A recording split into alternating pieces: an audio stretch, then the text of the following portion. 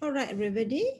Good morning. So I think we shall start because some of you had been here much earlier. So to make sure that we respect everybody's time. Yeah. So, all right, very good morning from me. I'm Associate Professor Dr. Julia Petra Inkasan. I am the Program Coordinator for Master of Health Research Ethics, or what we call MOHRE, right? And I am, by profession, I am a rehabilitation physician. So I'm from the Department of Rehabilitation Medicine, University Malaya. So I work mainly with people who have disability, right? So welcome to the Master of Health Research Ethics Open Day, right? So the purpose of today's event is to describe, to explain more about MOHRE, right? The admission and also the scholarship. Yeah, there is a lot of question on scholarship. And I have a team with me here who will join me to enlighten you on MOHRE and the scholarship as well, right? So I like my team to introduce themselves. So we can start with Nisha first, perhaps.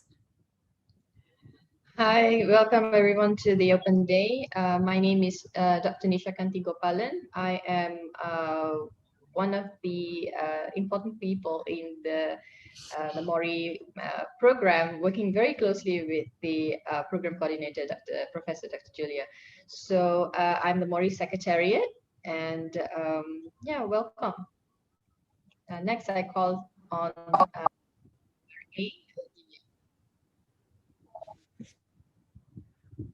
Tivia? Hi, sorry, I'm Tivia. So I work very closely with Nisha and Dr. Julia to run the program as well here in MOHRE. So it's exciting to see all of you guys, and I hope that we'll be able to see some of you later in October this year. And we also have the privilege. To have two MOHRE alumni with us. So I would like to call upon Eliza, and after that, Alex. Assalamualaikum and very good morning. I am Dr. Nur Eliza Muhammad, and I'm learner of the first batch of the MOHRE program. Currently, I'm working at the Clinical Research Center Hospital Kuala Lumpur.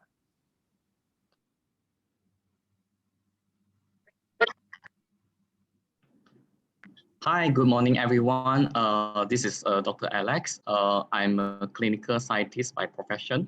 Currently, I'm working as the manager or secretary in UMMC Medical Research Ethics Committee. Thank you very much. And also, I'm the first cohort student graduate from MOHRE program. Thanks. All right, so we shall go to I will start with a presentation, and I know that some of you have posted some question when you registered. So within the appropriate slide, I will try to answer your question, but we still have a Q&A at the end of the session. Yeah, so please allow me to present. Okay, this would be the, let me see. Okay, this would be the outline of my lecture. Right? All right. So why do we need? Why does MOHRE come in the first place? Okay, so as you know that there is increasing number of research and they are becoming more and more complex. And researchers need guidance on how to recognize ethical issue when doing research and make appropriate decision. Right? And IRB or in Malaysia, we always call it Research Ethics Review Committee, are facing increasing complex ethical issue and workload. So they also have to make decision on what are the things that need to be addressed and whether to approve or disapprove a particular study. And therefore, there is really a need to train both researchers, IRB or research ethics committees in research ethics. And this is very important to create a healthy research ecosystem, particularly I would say our consideration in Southeast Asia, mainly because research ethics might not be something very popular, not very well developed. So we need a lot of, the intention is to capacity building so that more and more people are well versed with research, and then will help to create this healthy research ecosystem in Southeast Asian country. Okay, these are our stakeholders, right? Those who have concern, those who might provide study, might need people who are who graduated from this research ethics program. So you can see that first is the Clinical Research Institute, right? In Malaysia, of course, it's called CRM, CRC, and we have CIC. But in every country, most countries will have a central research regulation body. So those are probably the main stakeholders. And we also have Ministry of Education, because those are where the universities are, those are where academic program are,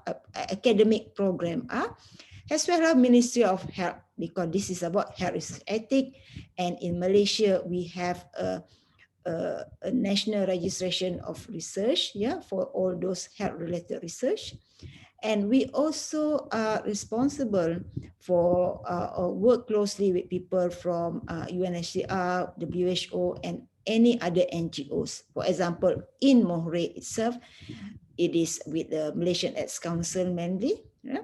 So they all play a role in research ethics, at least for MOHRE at this point of time. Okay, some of you, there is a question on what is the prospect, what I mean, and somebody asked particularly for medical officer, right? So regardless of who you are, so graduate of the program will have the opportunity to explore careers related to health research ethics, right? You can be a member of the Research Ethics Review Committee. You can create and become academic or lecturer in this particular program. You can work in research unit institutions. As you know that all university will have its own research unit or research department, so that it might give you an advantage to work in these places. We have clinical research centers, right? NIH, CRC, CRM. So they do need people with qualification in research ethics. We have research ethics accreditation body, and also contract research organization. Those who knows, those who have gone to GCP will probably know what are contract research organization. They need people who be able to look into proposal, make sure the proposal are good, and to make sure it's free of all the ethical concern has been addressed. So there are a lot of opportunity. If you are a medical officer, assuming that you are in the Ministry of Health, for example, if this is for Malaysia, right? So you will probably have the advantage to be offered a permanent or a career in CRC or even NIH, right? So you'll be able to progress in the research pathway, even career or pathway, even though you're in the Ministry of Health. But of course, there are always pharma company, right? Private company who needs somebody who is well versed with research ethics, because like you know, pharma company, I mean, they are doing research on new drug development all the time. So it is still possible in private. So you can go to private as well. What is MOHRE? Okay, this is a bit of MOHRE history, right? So the planning, the discussion started in way back in January 2017, where a group of researchers who are interested to start this program discussed. And in July, an application for a grant, the international grant and MQ application was submitted. And in 2018, the grant application was successful. MOHRE had Ministry of Education approval in January 2019, and the program started in September 2019. So this program is exactly 1 year, 9 months old, right? So we are, the second batch are currently in their second semester. So this is a fairly new program. All right, so a bit more on MOHRE. So it is offered as a 1 year full-time program.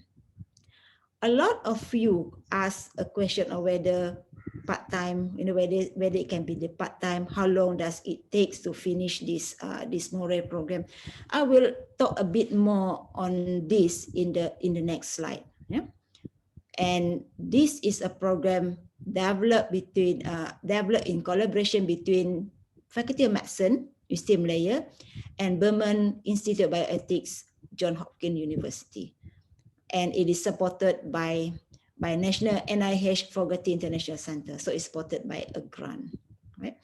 And the grant, one of the things that the grant support is 10 scholarship for applicants from low and middle income Southeast Asian country, just to be clear on that, because there are a lot of middle income country, right? But for the purpose of the scholarship under this grant, it is specifically for candidate from these countries, right? And session intake for this year is October. It used to be in September last time, but because of the pandemic, it is in October. And the application deadline, some of you all asked this, is on the 25th of June 2021. So it's barely maybe 2 weeks, right? 2 weeks more. And MOHRE aims to produce graduate equipped with the knowledge and skills necessary to engage in the field of health research ethics. All right, so this is MOHRE program syllabus. Okay, so there are 3 semesters, right? Semester 1, semester 2, and a special semester which is a 8-week practicum, right? And these are the core, for the semester 1, semester 2, there are core and as well as elective courses. So the core courses are mandatory, right? So in semester 1, you can see all the 4 subjects, and also elective courses, which you only have to choose 1. The second semester is the same. So we have these core courses and you have to choose 1 elective course. And in the special semester is basically practicum, or one of you asked about industrial training. So this is the industrial training for MOHRE. So you have 2 months of industrial training of your choice. There are a few options, whether you want to have research track, you want to be attached with organization, right? Or you want to be attached with the research ethics committee, right? So now, so the 3 CR, 9 CR are all the credit hours. So basically most of the courses are 3 credit hours except for research project and practicum. Okay, now come to the full-time and part-time. As I mentioned earlier, it is offered as a 1 year full-time program, all right? But University Malaya has this blanket regulation where for any master's program, you can finish it between 1 year and 8 semester of 4 years, right? Even though it is offered as a full 1 year full-time program, you have the option of finishing the MOHRE program, the master program, within 1 year and 4 years. So you cannot finish less than 1 year. That's the minimum, right? That's the minimum. But you can finish later. How is it what does it mean? It means that because of your commitment or because of your financial issues, you may choose, for example, in semester 1 this year, you only take 3 courses instead of 5 courses, right? So next semester, maybe you can afford only 2 courses because of time, right? You are full-time working, 2 instead of 4. And then when the next academic year come, you take again, you will have to take the courses that you have not taken. Once you complete all the courses successfully, then you are eligible for graduation. So the reason why this is not advertised as a part-time, because part-time program, when you advertise as such, it brings some criteria. For example, there is a specific number of credit hours that you can offer for semester. So part-time will always be part-time. It can never be full-time, meaning that you will not be able to finish, even though you are not working, you can concentrate full-time, you cannot finish it in 1 year. Right? So that's why it is never advertised as a part-time. But there's a flexibility for you to finish it in more than 1 year, because there are some fees implication to it. There are, for example, the fee you pay are according to the courses that you take, credit hours, but some recurring fee like library fee, administration fee, those are the things that you have to pay a bit extra for each academic year that you register. Right? I think that is the main thing. And okay, who are we? So these are the 2 principal investigators from UM, which Professor Dr. Adiba, right? She's a professor in infectious disease. I think this is not somebody that you don't know in this pandemic area of COVID-19. And our counterpart from JHU is Professor Dr. Jeremy Sugarman, right? So these are the 2 people who are the principal investigator and who initiate the MOHRE program right from the start. So we also have MOHRE Advisory Committee. So from local as well as from abroad. So they look especially into scholarship selection to make sure that it is a fair process, it is not biased. Right, so later I will tell you in the process where do this committee play their role.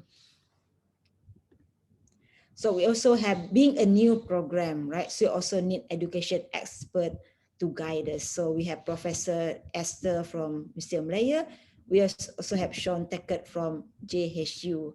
So there's responsible for curriculum development to teach us, what are the things that you should have in curriculum development. And also we have training workshop, for faculty members on assessment, on delivery. So these are the 2 education experts behind MOHRE. So we have a range of faculties mainly from UM, right? But there are few people who are from outside. For example, Miss Monita is from the industry, so she's from a legal firm, right? Most of us are from the Faculty of Medicine, but we also have people from Faculty of Law, right? Dr. Sharon, Dr. Fridaus, those are from Faculty of Law. So there's a range of MOHRE faculty. All right, so let's look at our alumni. So for the first batch, we have 9 candidates, 9 students, 9 graduates, yeah. And for which later you can hear from Alex as well as Eliza. And for our graduate, there are 3 of them are from, is it 3? 3 or 2? Or 3 of them, 2 of them, 2 of them are from abroad, from the Philippines, and the others are local, right? And this is our current batch. This current batch don't have the opportunity to meet physically. So this is how we meet, right? So we have 9 of them, right? So we have one from, the others are local. We have one, this is Rizky from Indonesia. And we have 2 from the Philippines, which is Vulma and Jeffrey, right? And we have scattered people from Klang Valley, we have people from Sabah. So we have a variety. It's just unfortunate that we don't have the opportunity to meet. And application flow and process. Okay. You all will need to go through the centralized application system, centralized application system at this website. Yeah. And then the deadline for applications on the 25th of June. So once you have applied, it goes to us. So we will process the applications and then shortlist them for interview. So then we interview them. And then after that, we have a meeting. This is with the JHU team. And for example, how many applicants, what are the background, and just in case there might be people being dropped or not accepted at this stage, and those who are accepted and considered, and everybody who applied are considered for scholarship, because there's a question on that, right? So when you apply for MOHRE, it comes with a scholarship, right? And then this one, we have this executive meeting, and once we agree on the list, is brought up, we bring it to, this is where the PAC, the Program Advisory Committee that I mentioned just now, this is where they will meet and look into the list of students for consideration of scholarship. I'll talk more on the scholarship after this, right? So once they have finalized the list, so you will probably receive the offer for scholarship by the end of July. So we give you the documents and agreement for you to settle, probably, right? And the offer letter for admission. So there are two things, admission and scholarship. Let's say there are 25 people who apply for admission.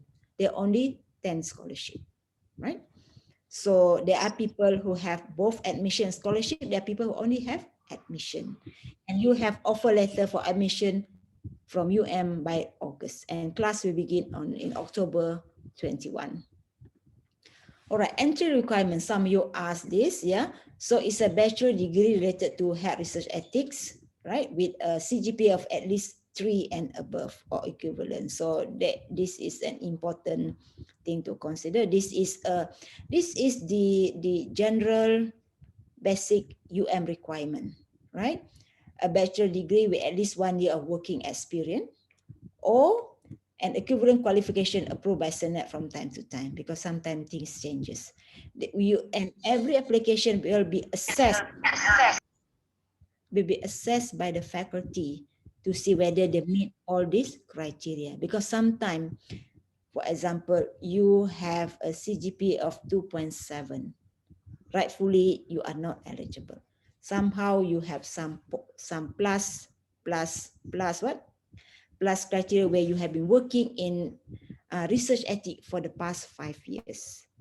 So the faculty will need to sit down and decide, or maybe sometime interview you and decide that whether you'll be granted entrance to be assessed on entrance or not. So this is what is the entrance assessment. It's not that you have to go through a test. Yeah? For non-Malaysian applicants, right, where the medium of instruction of the degree is not English, you are required to have either all these TOEFL or IELTS, right? So if your university, if your initial degree is in English, so you can appeal to waive this requirement.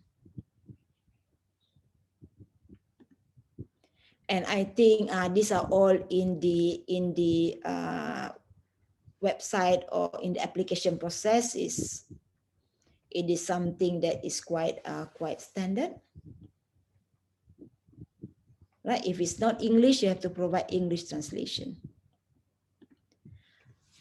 Now let's talk about scholarship. So 10 scholarship, right? As you know, I have mentioned just now, from LMIC region in Southeast Asia. So these are the countries, right?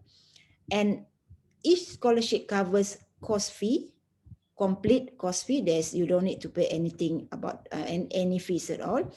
Textbook and study material and research project support. It does not cover travel and accommodation, because this is something that being asked in the when somebody register, right? And for international student, additional stipend be given. This is when it was physical last time, right? When students have to come in, they probably need extra support to settle down.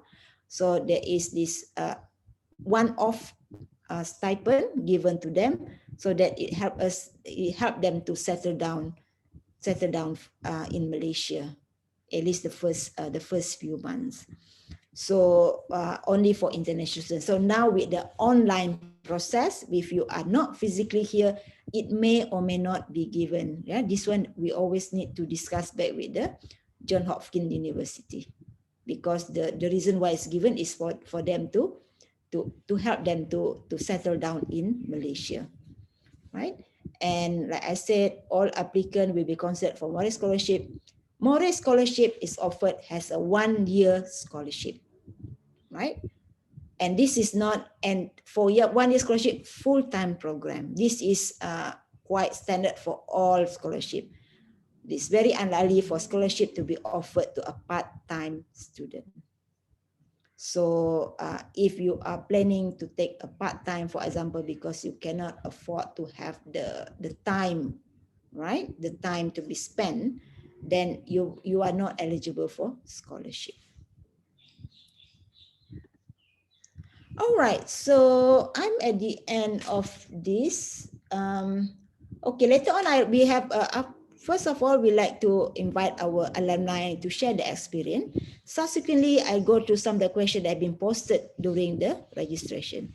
So with very much, I'll have the pleasure to invite Dr. Eliza to speak first. So hi everyone, I'm Eliza. As I mentioned before, I am currently working at the Clinical Research Center in Hospital Kuala Lumpur. It is my honor to actually speak to all of the potential candidates or my colleagues who are interested to apply for the MOHRE programs. As I have previously, in all my previous talks in HKL, I've been trying to promote MOHRE. So for those who might be interested to pursue their future career in the field of research ethics, so perhaps MOHRE will be the perfect platform to start with. So okay, I'm just gonna quickly share of my journey before passing the program. Prior to applying for MOHRE, honestly speaking, I have never had any experience or sort of any kind of like, I never even heard of research ethics. I mean, honestly, I don't even know such field actually existed before I applied for MOHRE. So when my colleagues in CRC HKL mentioned to me about this program, and he thought that I would perhaps can try out to apply. So that's why I got curious, read about it, and that's when I think that perhaps it is something for me to do for the next 1 year. I would say that because I was still very much working full time during the whole MOHRE program, it's quite challenging when I have to also divide my time within my work, my work, and still doing all the whatever requirements for academic requirements like presentation. We need to prepare our case reports, our kind of weekly reports as well. So it's been pretty much quite challenging, because like for example, during the first semester, it was before the starting of the pandemic, so we had to go to UM 3 times a week, where we have to be there like 2.5 days. So you have to, sit in for the lectures, join in a group discussion, do all the group works and everything. And at the same time, people might still message me about my work and everything. So it's quite kind of like challenging to juggle with all the commitments that I had during that 1 year. So and after that, I just have to basically sit for the exams, prepare all the coursework and well. So I would say that if I say it's not difficult, then I'll perhaps be lying to myself. But I think that I have very good support from my head of unit, Dr. Salina, who's also the on the community expert as well, and also my colleagues who are very much understanding with all the commitments that I have. So moving along, after the 1 year struggle, I managed to complete my course. And I think I would say that if people ask me to summarize it in like 3 words, I would say that it's very much enlightening and it's life-changing. I would say that's how I describe my experience. And hold on.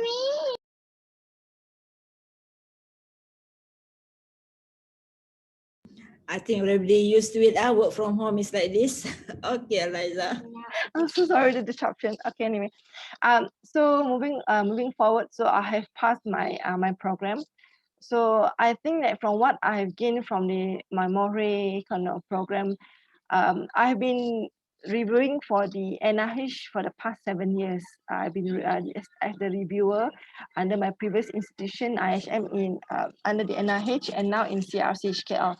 So I would say that as a reviewer, the way that I approach the proposal that we have to review, or whenever I give kind of research consultation services to our clients in CRC, I will see it in a different perspective, and perhaps broaden my broaden my view on how to tackle especially any research related questions, research related aspects of the research project.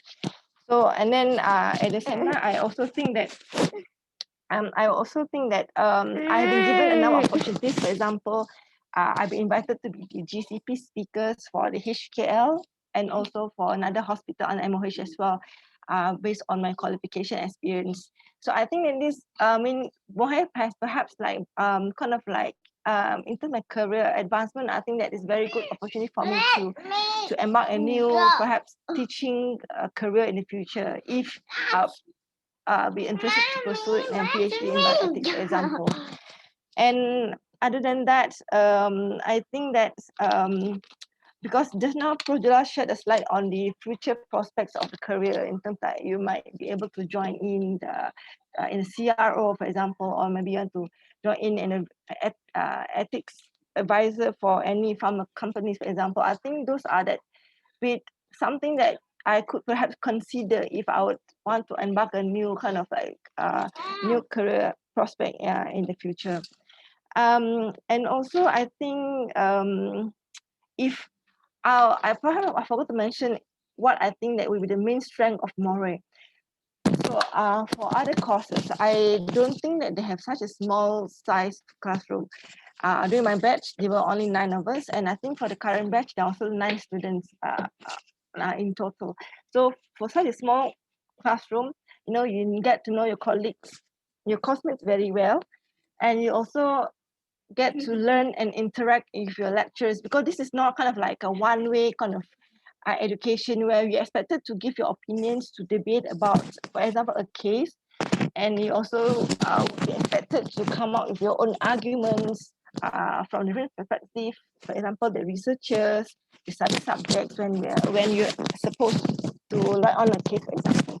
So I think that it's something that very mind-opening, because when you just don't like just vomit out whatever you learn in the classroom, you just have to write up your report. And during our second semester, we are supposed to submit like a 5,000 and 3,000 essay. So we were given the freedom to choose our own topics, our field of interest. So you have to make sure that whatever topics or title that you have selected, it will be something that you'll be able to express your opinions based on our little review that I have read, present your arguments in a very orderly manner, and then at the same time that you have to you have to sort of put in writing what you've learned and to relate what I've learned in terms of the research ethics.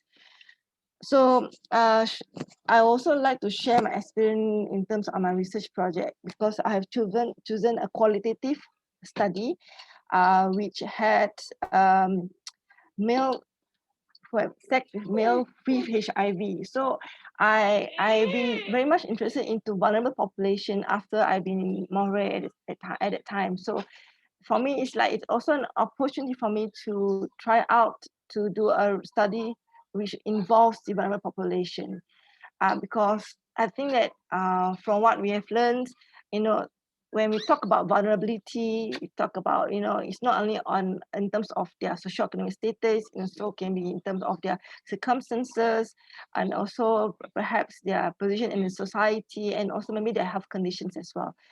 So I think that MOHRE is, I would say, not for any faint-hearted person, not for someone who is very shy, and especially not for someone who is not able to give all out, because with a lot of commitments, you know, you have to. Mommy, look at this hand. I put my saliva. With all the commitment that you have to fulfill, especially when you're working full-time, working mothers with children and everything. So it adds on all the stress to complete the first program on time. But I would really have to thank my lecturers, because I think they are very much wonderful. They are very supportive, understanding as well. Because at one point, we had like 7 assignments due on the same week. 7, it's daunting. But we sort of managed to kind of negotiate with a lecturer to like, okay, perhaps we could, you know, have extended kind of like deadline for some of the assignments, because, you know, with our circumstances of, you know, a lot of things to juggle, you know, between our life and work and everything else. And I think that the lecturers are they are very, very supportive of our circumstances, and they are very much understanding. So I think, I don't know, I would say that if I would like to recommend to anybody, I would say that yes, please feel free to apply if you think that you're up for it. It's not a bed of roses. It's very difficult, a lot of commitments, and you have to actually enjoy reading and writing, because with lots of written assignments thrown at you, you'll be like, okay, I just have to sit down and just crack on and just like complete the assignments on time. But at the same time, when you read about, you know, research kind of ethics related articles, then you will like, actually it's not as dry as what people thought. Because if I read the articles 5 years ago, I would say, oh my God, this is, you know, so not really kind of my cup of tea. But when I have to do MOHRE, doing all those like weekly reading lists, we have to like discuss on the papers that been given to us, then you would see that, you know, love is not just about black and white. It's a lot of gray areas, a lot of considerations for all aspects of your humanity as well. So I think perhaps that's what I would like to share. So for those, this information might be relevant for those coming from the government sector who want to apply for the course.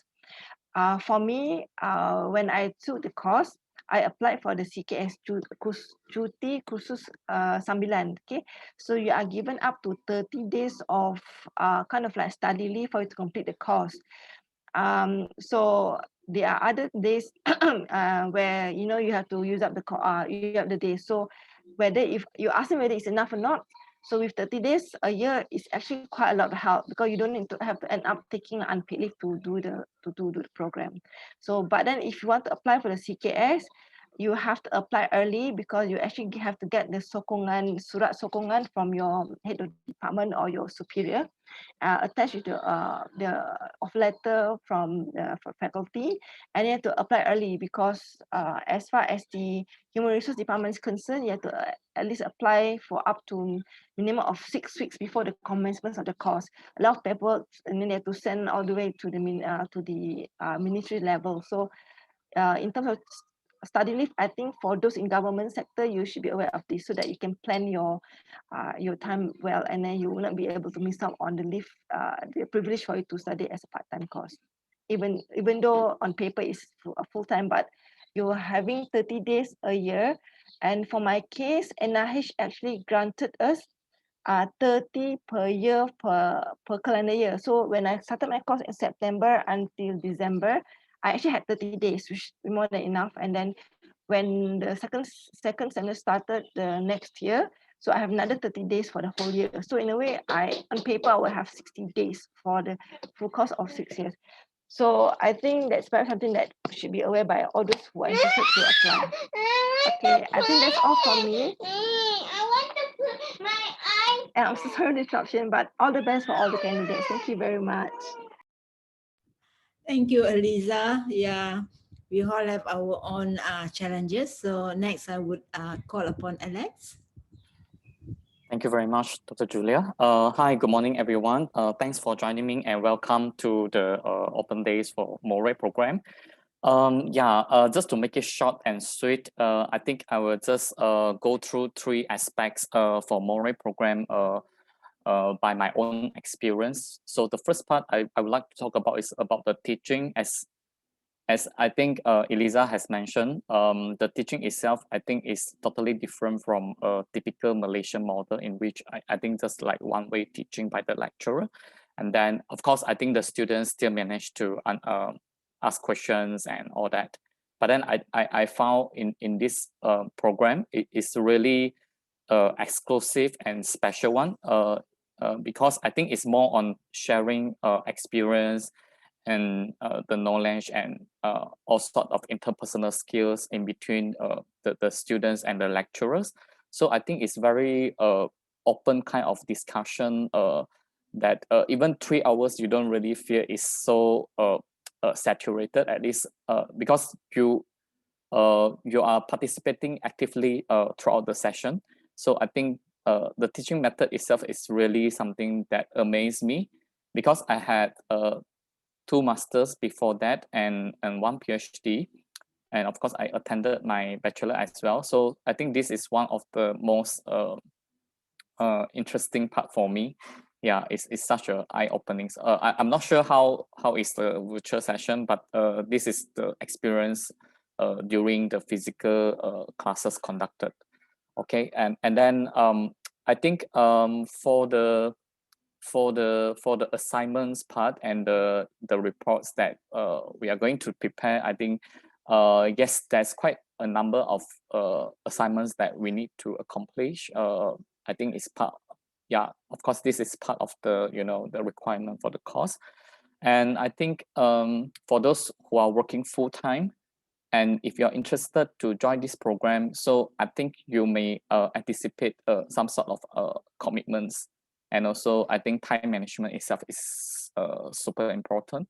So I think there's nothing that you cannot do. It just if you feel to plan, then you plan to feel, right? So I personally I feel that even myself is working full time. So I think we really need to focus on what we do at the moment. So I'm quite pretty sure for you guys, you can do it as well. So for the second part is actually for my research project. So myself is by profession is a clinical scientist. So I work in pathology laboratory more than 15 years, 13 years, sorry. So my PhD is focusing on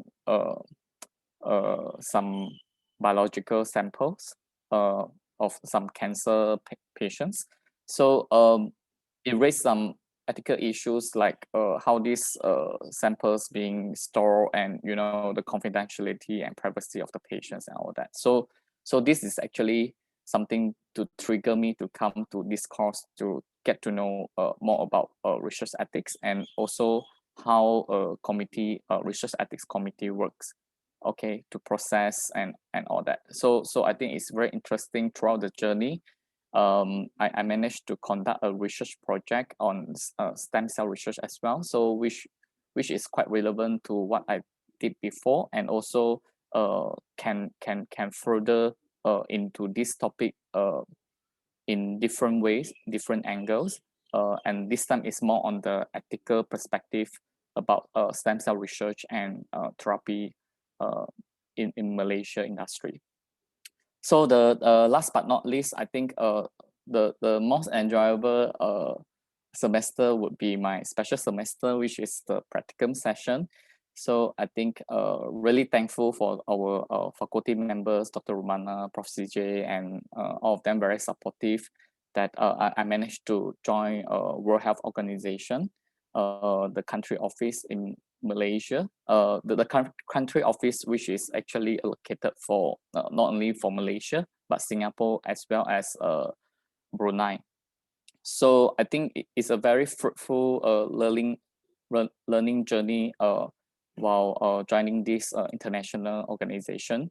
Not only work closely with the persons from WHO, and also managed to join international kind of like, for example, the Asia Pacific National Ethics Committee, the Global Health Network, and all sorts of activities. So which really eye openings, I would say, and it's really give me something like unexpected outcomes. I think the learning outcome is more than what I expected eventually. So yeah, it's very interesting. So when you look at the three elements that I mentioned just now, from the perspective of teaching method, then the research project itself is very interesting and relevant to what you do. And eventually you will end up the course with the practicum, which you can actually apply what you have learned throughout the course. So I think it's really meaningful. It is not only from the theory part, but also in the practical part. So currently I'm working in University Malaya Medical Center Ethics Committee. So I think this experience has provided me such a good opportunity to explore myself and improve my interpersonal skills, and also to know what I want in the future.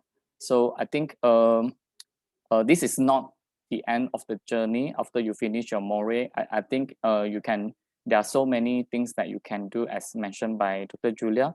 And also, of course, if you are having a PhD qualification, you also can doing your postdoc fellowship in overseas, and that there's a lot of institutions like Johns Hopkins and Oxford University. They also asking for the postdoc in epidemic ethics, for example, which is relevant to the COVID-19. So I think, and then also you can work in the government sector, you can work in the research ethics committee, as well as the private entities like the CRO, clinical research centers, and all that. So to sum up, I think if you are not sure, please feel free to ask, and then we'll be here to help you, to guide you, and I hope you will make a right choice to select MOHRE. And one of the quite interesting part is that I think this program is not only by University of Malaya, but I think the initiative also from Johns Hopkins University. So we managed to met those faculty members from JHU, and also some experience sharing kind of things. So I think that will be quite impressive, I would say. Okay, so thank you very much, everyone. I hope you enjoy the rest of the day. Thanks. Thank you, Alex. So just let's go through some of the questions that you have asked during the registration. So this is our evening speaker. So I'm going to go into that. Right. All right. So criteria, well, okay, some of them have been answered. All right. So once you apply for the program, you are being considered for the scholarship, right? There's no age limit, right? There's no age limit because there's no bonding with no bond with this scholarship, and like any other scholarship, right? Scholarship agreement. This is going to be a legal agreement, right? It's legal agreement between you and the Faculty of Medicine or University Malaya, and when it's legal, mean the main thing is that you have to successfully complete your degree in 1 year, right? And like any other scholarship agreement, if you violate the rules and regulation, it can be terminated and you might be asked to pay back, right? So this is not new, but there's no age limit, there's no bond for this scholarship. It is available for everyone. So whether it's through HLP or part-time, it depends on how do you think you can cope, right? So future career, I think I have spoken about it. Eliza has also tell you about how her career has, she's a medical officer, yeah, how this MOHRE help her in her career. Right, entry level and professionally, I've mentioned that just now. Experience, no, but definitely it is an advantage, especially when it comes to scholarship, when you have to compete. You do not necessarily have a need to have a medical background. Dentist, you can have it, and then as long as you know where this MOHRE can help in advancing your career pathway. And this, as far as education is concerned, anybody can learn anything, right? There's no stop to what you can want to learn. But as far as the scholarship is concerned, it is secure or reserved for those who have a real need for it in their term of their career advancement. And the scholarship is an investment from our part for capacity building, so that more and more awareness, more and more qualified people are there managing research ethics, so that in the long run, we become a nation that have a good research ethics regulation or framework, right? So that's, you can, if I just want to know, just want to learn, yes, there's nothing wrong with it, you can, but it might not be a good reason to offer you a scholarship. Right, would a semester graduate? Yes, Alex was a PhD graduate. Specific qualification is mainly in if you have a reason, you have a career pathway. For example, you are working CRC, you are working in IRB, that would probably give an advantage to you when it comes to scholarship. Fee structure, I think, Tivia, this is not something that is secret. It is available in the website. I think Tivia, I asked Tivia to paste something in the chat box where you can see the fee structure. Okay, so this is something that is all the fee for all the program is available in the website. All right, so as I mentioned just now, this is 1 year and 9 or 10 months old program. So like the normal process for accreditation by MQA is that when you first apply, they will give you a provisional accreditation, which we already have. And within 2 or 3 years, you should apply for a full accreditation, which we have already have, right? So we now have provisional accreditation by QA, which is not something unusual because this is a new program.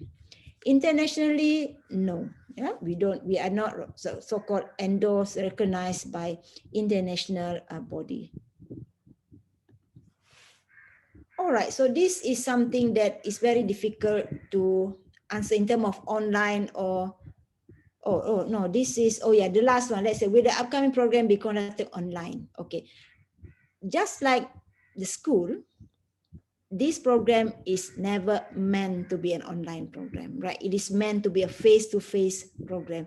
The only reason it goes online is because of pandemic. So for this group of program, whether we can continue online as how we have done for the past 1 year, it really depends on the directive from the Ministry of Education. So I can't really answer you now. We have not received any directive on the new semester yet, right? So if, let's say, if the situation continue, we have to do online, we do online. Of course, there are such thing as a program that when you apply, it start as an online program. But MOHRE is not that. MOHRE is meant for a face-to-face or physical program. We are thinking about doing that, meaning that it will be available at a fully online, but there is a whole process to it. You have to go through the Ministry of Education, and it'll take some time. We do have that in mind, but at this point of time, I cannot really confirm that it'll be online or physical. All right, it will have some impact in terms of every quality of learning process. We try as much as possible to give the best on a screen like this. But there also, I cannot deny that there always be shortcoming when this online thing comes a bit too abrupt, right? Like I said, it is not meant to be an online program. And so far for the past 1 year, we have doing everything online. So we are quite confident if we have to do again online for this coming academic year, we are able to do it. There are a lot of adjustment need to be made, yeah, but it is possible. Well, what taken by University Malaya, all right, so every university will have its quality assurance program to ensure that every program, there's a check mechanism. So the same like MOHRE, right? It is a standard university program where things are being checked, assessment, there is an internal audit, there's external audit. We have our program audited by people from external recently. So they look at the program, they interview the faculty, they interview the student, and they come with recommendation or comments or concern. So this is something that's already in place. Yeah. And yeah, you can apply. It depends on whether you want full time, whether your boss is supportive. If you can't, if your boss said no, you can't take time off from work, so you have to find out. But you can apply as long as your boss is supportive, or you can ask from Eliza said you can apply for some HLP or kursus sambilan. So it depends on your own context, but you can apply. Yeah, this I mentioned, you can choose to do it more than 1 year. All right, any further question from any of you? Is there anything in the chat? Yes, hi, Dr. Julia. So we have a question from Robert from Indonesia. So he would like to know about the offline or online status of the course. That means the upcoming academic year, whether it will be conducted offline or online. The second question is if the practicum will be conducted in August 2021. And if it will be conducted in Malaysia, how about how to go about for foreign student? Would you like to answer that first? All right, so online, offline, I've answered it just now because I really can't, because we are just waiting for directive from the and also the Ministry of Education, right? Even though you want to have it, but if the borders are closed, there's nothing much that we can do, right? And number 2 is practicum. Well, last year we had practicum. A lot of, because of the pandemic, a lot of, for example, research as well as the IRB or research committee have gone to online. So for example, there are no more sit down meeting for the research ethics committee, but it's online. So it is possible to do practicum online. A lot of researchers, instead of seeing patient face to face, now have to go for online interview, right? Because of the pandemic. So it is possible to be online. If the rules regulation are being loosened a bit because the situation is better, yeah, you can come to Malaysia and do it. Otherwise, we have to think of what are the resources back home that we can utilize so that you will also learn. So we will need to liaise with that host, that organization that has been identified by yourself and approved by the committee, that it is a place where you can go for practicum. But because I cannot say yes or no, because the borders closed and open, it is not beyond our control. But it is possible to do in your country, possible to do it by online. It depends on how, if you are in Australia, there's no restriction. By all means, you can join the organization, you can be physically there. But all of this, it depends on the regulation at this point of time in each country. Thank you. And then there's another question from Emil. I'm sorry if I'm not pronouncing your name correctly. Question 1, where can we get additional information on the cost of living for international students in case the program resumes face-to-face?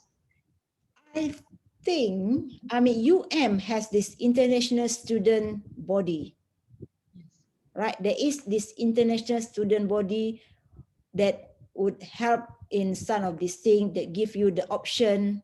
Yeah, so there is in UM, they should have, normally they have international student body. I think, yes, Nisha, there must be I'm sure that I know there is a section on this if you look into the postgraduate, because we have people from overseas all the time. So there is a specific body to look into it. There is even an international student accommodation complex, right? That is nearby UM. There is, yeah. And I've already shared one link at the chat, ASC international page. So this is for all the international students, so you can check it out. There'll be more information regarding this. And then yeah, there's a second question. I'm looking at the question, Anisha. Go ahead. Go ahead. Yeah. No, it's not. It's on health research ethic, which is more than just clinical trials. So it's observation. There is a research there is this pragmatic research. So it is not focused on clinical trial, which is mainly drug trial intervention. It also qualitative, observational, big data. Yes, we cover on big data, internet, digital research, all those things. Yeah, even cover things like stem cells, that emerging science thing, right? There's another question from Naila. I am from Yemen. I would like to get the scholarship. I have a PR visa. I'm a resident for 12 years, gotten my PhD from University of Malaya. So she would like to know if she's eligible for the scholarship. This is new actually, because we know that I cannot answer you when I'm not certain about this. Yeah, I know PR visa. Yeah, we need to look into this. We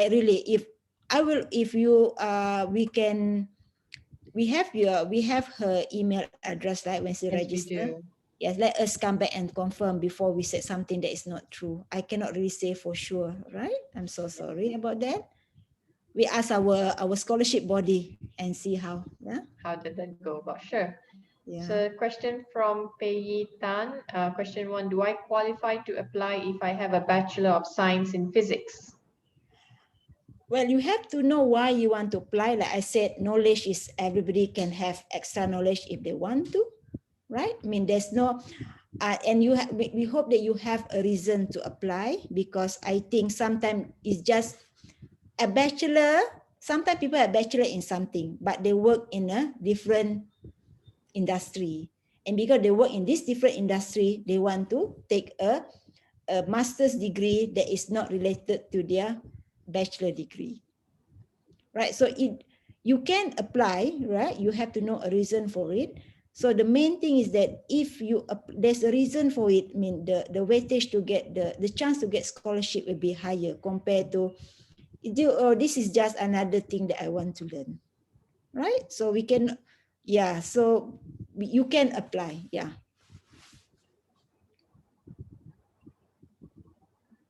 Any other questions? Philosophy, yeah.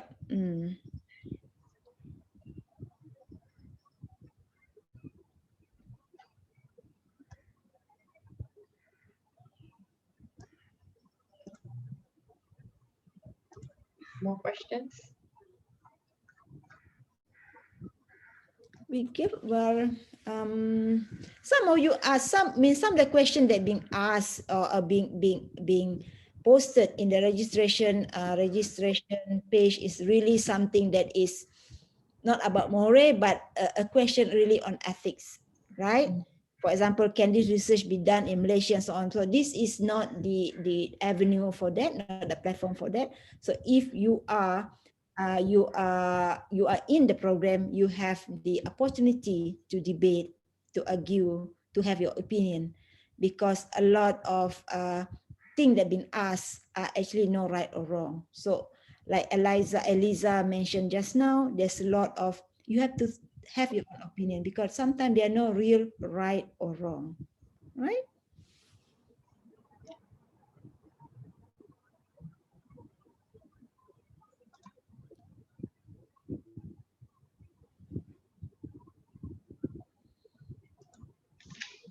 We can wait for another probably 5 minutes. If there's really no question, that is all clear for you all, then we probably terminate the session before the due 12 o'clock, yeah, if there's no question, because yeah, I'm sure this is a weekend, everybody have their things to do, right? So we have put in the website for the MOHRE website as well as the application link. So if any of you feel that you are convinced that this is the program of choice, that you see a motivation to go ahead, please do drop by the link and put in your application. So we will process it and then call you in for an interview as soon as we can. So make sure that you take consideration of your time zone. If you're in some parts of Indonesia, Philippines may not, so some parts of Indonesia, if it's within the Malaysian timeline, then it's good. But if you're not, certain time difference, then don't cut too close to the 25th June, then maybe your application will not be considered. So yeah, just to let you know about that.